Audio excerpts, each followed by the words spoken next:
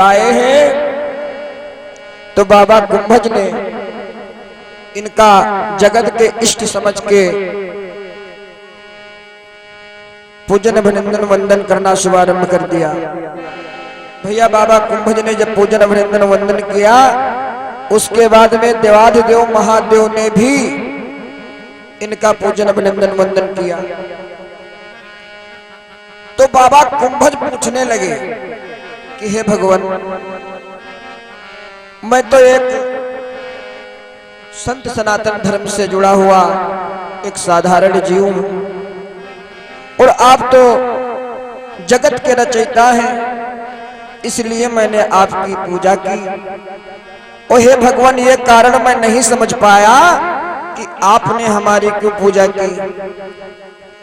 तो देवाधिदेव महादेव कहने लगे कि देखो भैया, मैंने आपकी इसलिए पूजा की है क्योंकि आप से हमको कथा सुननी है। अब जरा सोचिए, देवाधिदेव महादेव कथा सुनने कहीं और भी जा सकते थे या अन्य किसी कथावाचक को बुला सकते थे, लेकिन नहीं, इसलिए नहीं बुलाया। जैसे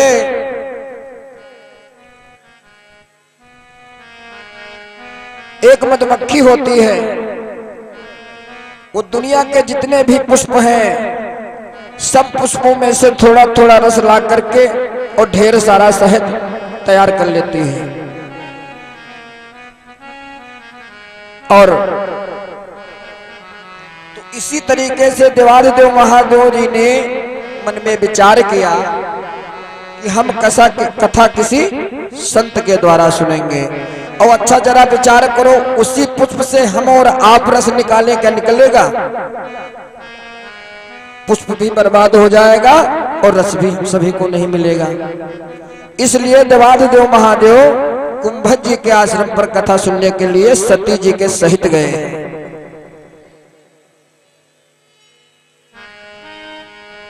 सज्जनों,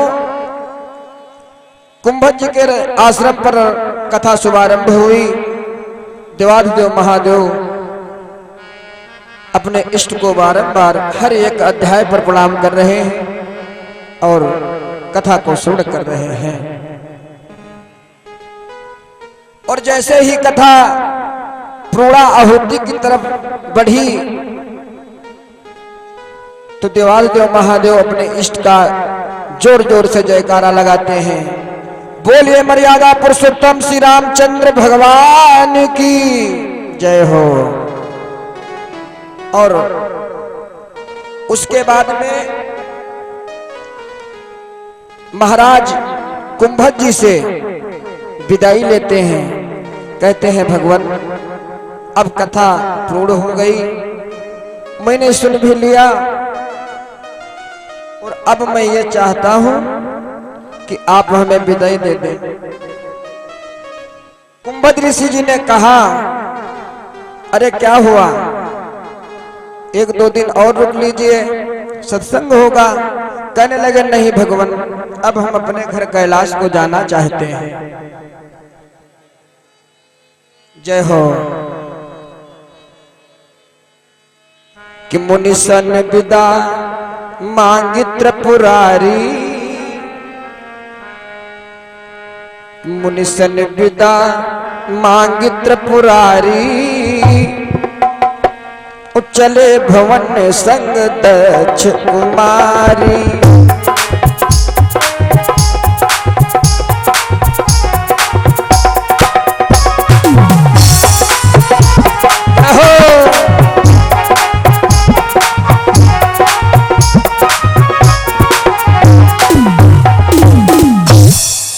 बोले मुनिसन विदा मांग त्रिपुरारी और चले भवन संग दक्ष कुमारी। आज सती जी के सहित देवाधिदेव महादेव अपने घर कैलाश को जा रहे हैं सज्जनों। और वो समय कौन है? वो समय वही है त्रेता युग का। उसी समय भगवान राम को 14 वर्षों के लिए वनवास मिला था सीता हरण हो चुका था और एक नारी के वियोग में मेरे प्रभु घूम रहे थे। कितने ही अवसर भंजन मही भारा, हरि रघुवंश लीन अवतारा। इस समय भैया त्रेता युग का है। मेरे राम पिता की आज्ञा को मानते हुए, पिता के दिए हुए वचनों को दृढ़ता पूर्वक पूर्ण करने के लिए आज दंडक वन में विचर रहे हैं। और भैया एक बात और है, एक टेंशन मेरे राम को और है। वो कौन है? बोले रावण मरण मनुज कर जाचा। जय हो। रावण मरण मनुज कर जाचा। रावण मरण मनुज कर जाचा। प्रभु विधि वचन कीन चाहे साचा।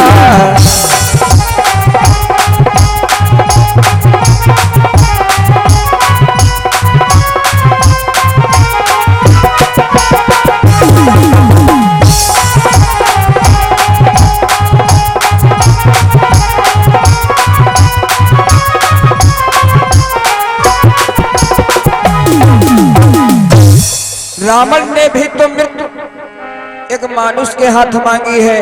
अब ये जरा विचार करो, यदि मेरे राम बन नहीं जाते तो क्या वो रावण मारा जाता ना? क्योंकि उसने भी मांगा है। बोले रावण मनन मनुज कर जाचा। प्रभु विधि वचन कीन चाहे साचा। आज मेरे राम मर्यादा में फंसे हुए हैं और इसीलिए वो दंडक वन में घूम रहे हैं।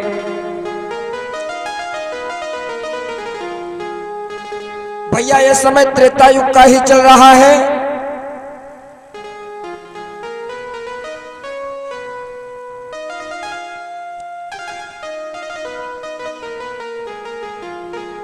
श्याम श्री राधे हरि ओम।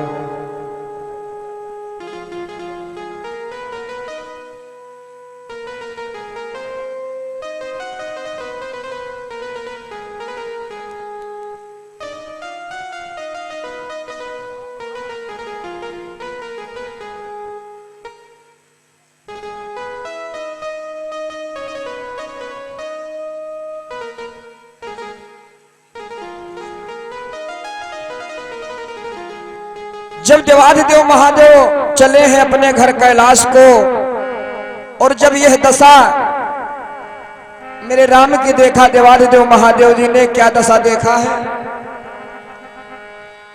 कि हे खग हे मृग मधुकर श्रेणी। हे खग हे मृग मधुकर श्रेणी।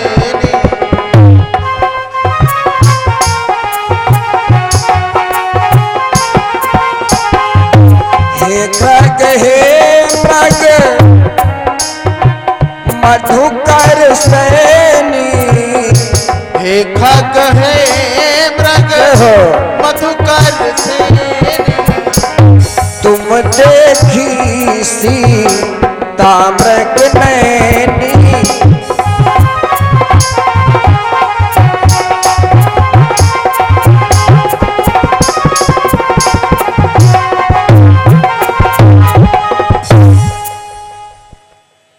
प्रभु जी सीता के विरह में बन के पशु पक्षियों से पूछते हैं कि क्या तुमने मेरी जानकी को देखा कहीं?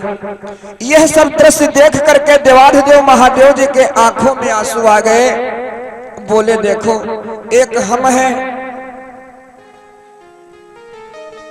जो सिर्फ इसी रूप में रहते हैं, और मेरे प्रभु जी देखो भक्तों की पीड़ा को दूर करने के लिए इनको मृत लोक में जाकर के यह कष्ट भोगने पड़ रहे हैं। जब इतना देखा, साथ में सती थी, सती ने कहा स्वामी एक बात पूछे? बोले हाँ। बोली ये बताओ तुमने किसको प्रणाम किया है? देवाधिदेव महादेव ने कहा मैंने अपने इष्ट को प्रणाम किया है, वो हमारे ईश्वर हैं। तो सती जी ने कहा तुम्हारे ईश्वर हैं? कहने लगे हाँ। अच्छा सती के अंदर क्या विचार था? सती के अंदर विचार ये था, बोले शंकर जगत बंधु जगदीशा,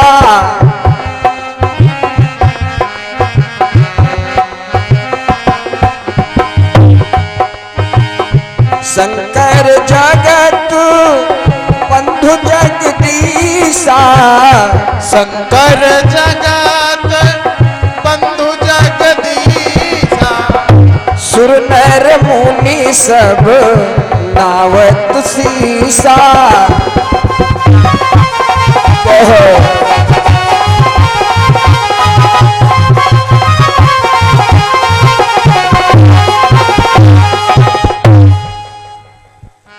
सती जी के मन में संदेह उत्पन्न हो गया। कहने लगी स्वामी मैंने तो ये सोचा था कि संसार में तुमसे बड़ा कोई नहीं है, और यह बात अभी तक छुपाए रहे आप हमसे, और ये तो मैं आज जान पाई हूं कि तुमसे भी बड़ा कोई है। तो देवाधिदेव महादेव जी ने कहा अरे ये मेरे इष्ट है। कहने लगी स्वामी बस वही तो मैं पूछना जाए तो ये कौन है?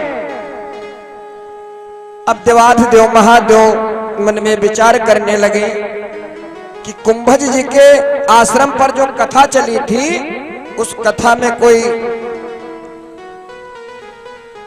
कृष्ण कथा थोड़े ना सुनाई गई थी, उस कथा में भी तो यही हुआ था, इन्हीं के चरित्रों का वर्णन। तो पूछ रही है कि एक राम अवधेश कुमारा,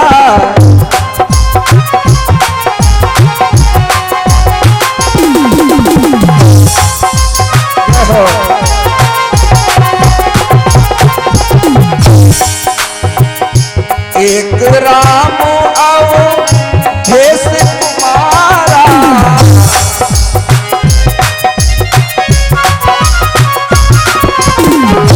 जिनकर चरित विदित संसारा।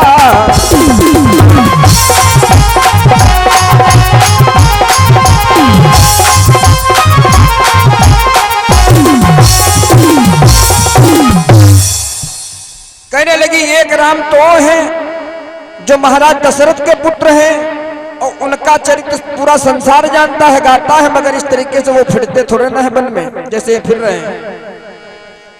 देवाधिदेव महादेव जी को आ गई गुस्सा,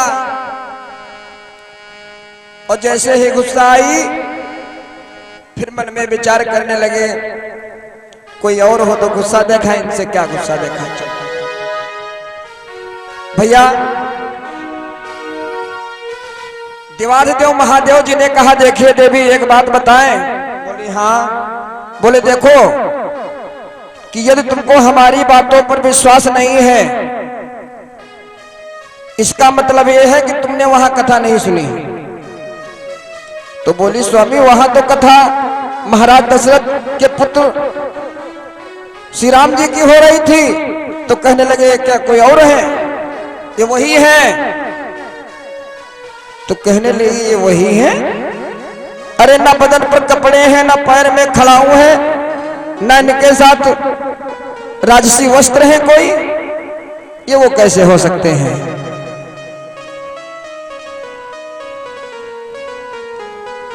किली नंबर बाघम पर वाले बालक बन वस्त्र संभारे हैं।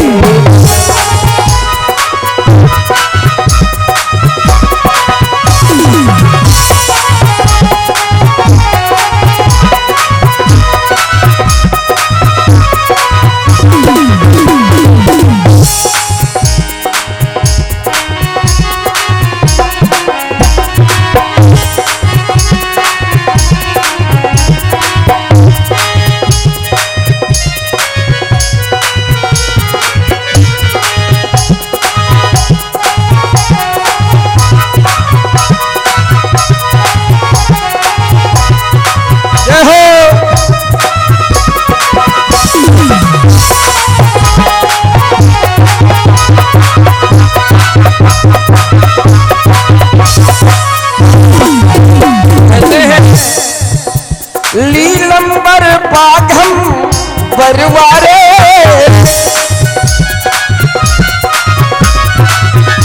बाल से बन वस्त्र संभारे हैं।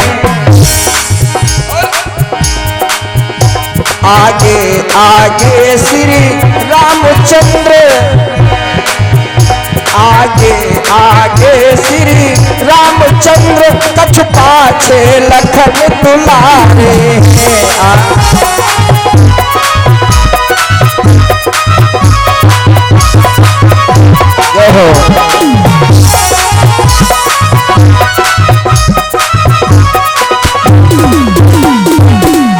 देवादेव महादेव जी ने कहा, देखिए सती, यदि आपको जरा सा भी इसमें शंका लगती है कि वो राम नहीं है तो कोई बात नहीं है महारानी।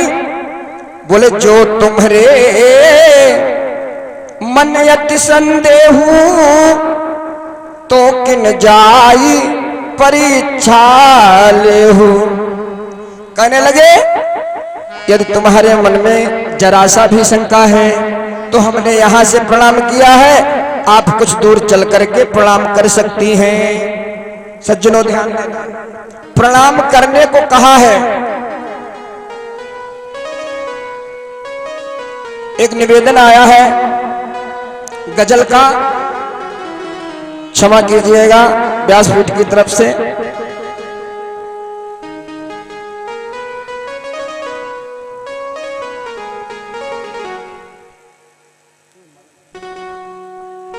और हम चाहेंगे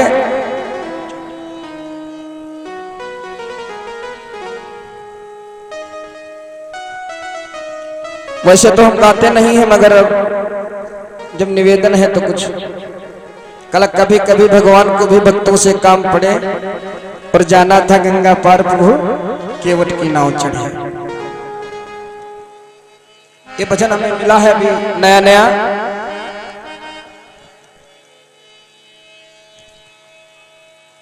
एक बार भगवान कृष्ण गए हैं बरसाने को, और भैया बरसाने को गए तो राधा जी के साथ थे, लेकिन जब बरसाने से आए तो अकेले ही वापस आना पड़ा। और जब अकेले आए, वादा तो राधा जी तक कर आए थे कि जल्द में ही वापस आऊंगा, मगर नंद बाबा जाने नहीं दिए। जब जाने नहीं दिए तब इन्होंने मन में विचार किया कि अब मुलाकात होगी नहीं, कुछ ना कुछ कोई नया सिस्टम बनाना पड़ेगा। भैया नया सिस्टम इन्होंने क्या बनाया? बोले हमारी तबीयत खराब है,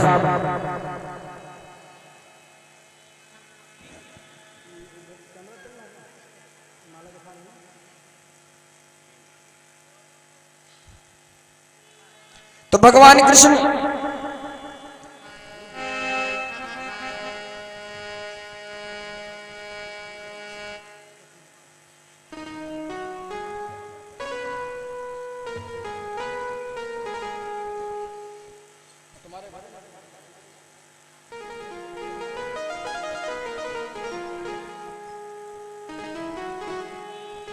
तो भगवान कृष्ण ने मन में विचार कर लिया कि ऐसे हमें लग रहा मिलन होगा नहीं। तो उन्होंने क्या किया है भैया, गैया चरा करके आए और घर में यशोदा मैया से कहने लगे, मैया आज मेरी तबीयत ठीक नहीं है। तो मैया ने कहा, लाला क्या हो गया? क्या कुछ नहीं मैया, बस सर में बहुत तेज से दर्द हो रहा है। भैया इन्होंने ऐसा क्या कहते हैं नखरा किया कि देखने वालों ने देखा जब, तो वो यही समझे कि कन्हैया का काम हो गया। तो कुछ लोग गांव घर के लोग वहां खड़े थे, सबको मालूम था कि कृष्ण और राधा एक ही साथ रहते थे। तो कुछ लोगों ने कहा कि ऐसा करो, एक बार राधा को बुला के देखो, हो सकता है कन्हैया ठीक हो जाए। तो भाई राधा को बुलाया गया, राधा जी आई। उस भैया जैसे ही राधा जी आई, वो पकड़ा हाथ कन्हैया का। हुआ क्या सज्जनों,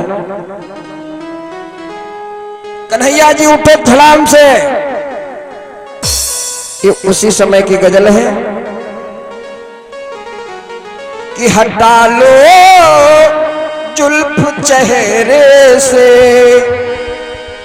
भैया राजेश जी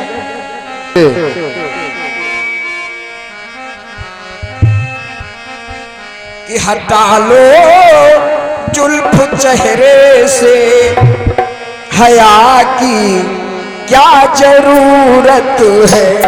हटा लो जुल्फ चेहरे से, हया की क्या जरूरत है।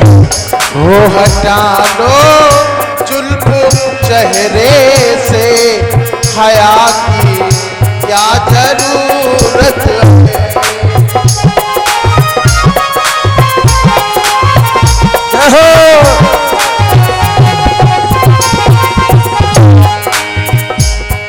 हटा लो जुल्फ चेहरे से, हया की क्या जरूरत है।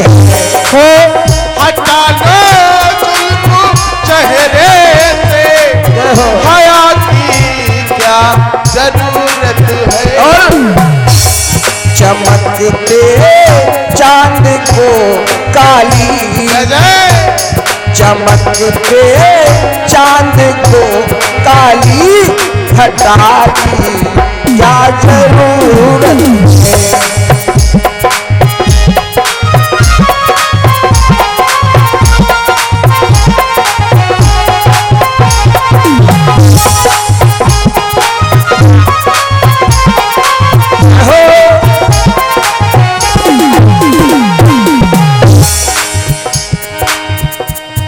कृष्ण जी खड़े हो गए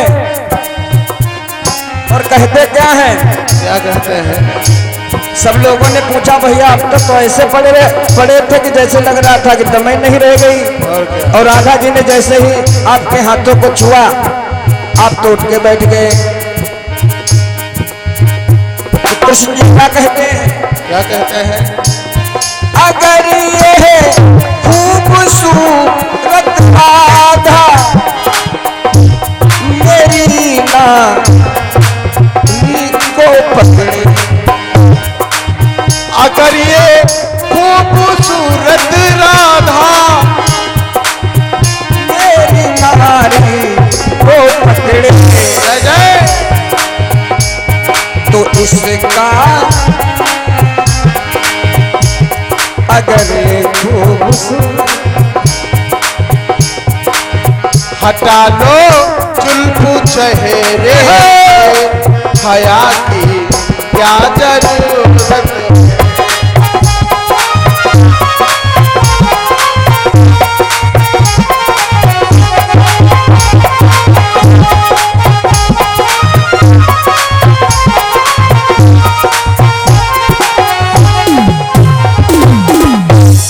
अगर ये खूबसूरत राधा मेरी नारी को पकड़े, अगर कोई खूबसूरत राधा मेरी नारी को ये पकड़े, तो इसका हाथ काफी है।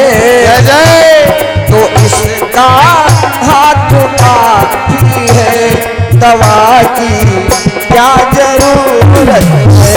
तो इसका हाथ काफी है, दवा की क्या जरूरत है। तो इसका हाथ काफी है, दवा की क्या जरूरत है।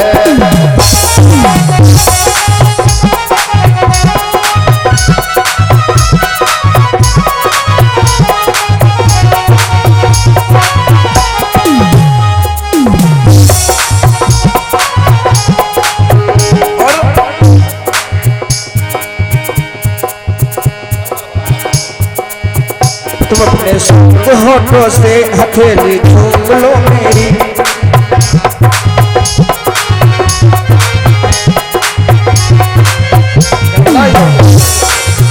तुम अपने सुर्ख होठों से हथेली चूम लो मेरी, तुम अपनी सुर्ख होठों से हथेली चूम लो मेरी।